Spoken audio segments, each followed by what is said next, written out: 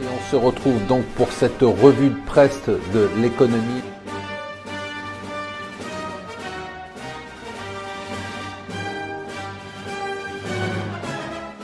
Bonjour et bienvenue sur Mon Financier pour la revue de presse de l'Écho. Nous sommes le mercredi 27 septembre. Bien évidemment, la une de tous les journaux, y compris les journaux anglo-saxons, c'est Macron qui veut plus d'Europe.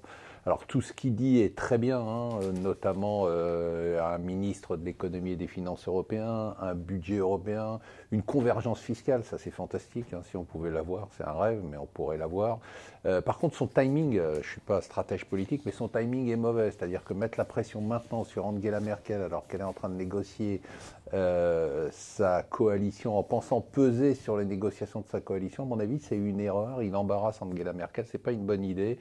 Je crois qu'il faut procéder comme les Allemands. Les Allemands prennent du temps, ils font les choses bien, mais en prenant leur temps, en voulant brusquer les choses, il va peut-être un peu mettre de la gêne dans la politique d'Angela Merkel.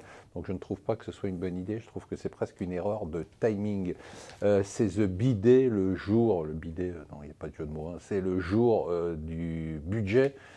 Puisque ça y est, c'est aujourd'hui que le gouvernement annonce en Conseil des ministres toutes les mesures sur la fiscalité. Les gagnants, les perdants, on les connaît.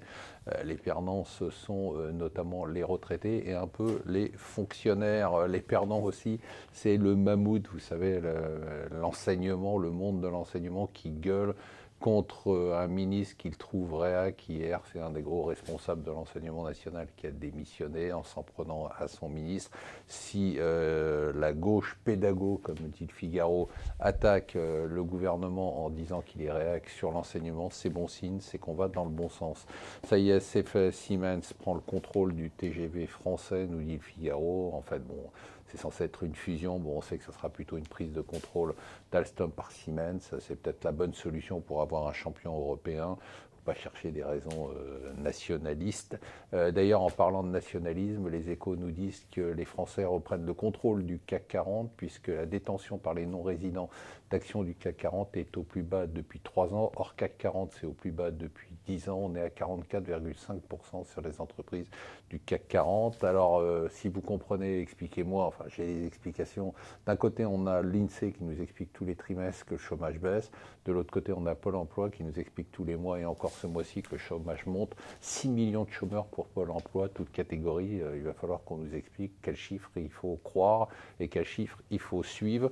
Du côté des monnaies, on a toujours un peu de pression sur l'euro. Les gens disent que c'est à cause de l'Allemagne. Moi, je pense que c'est en partie à cause de l'Espagne avec le référendum sur la Catalogne qui commence à devenir un sacré imbroglio.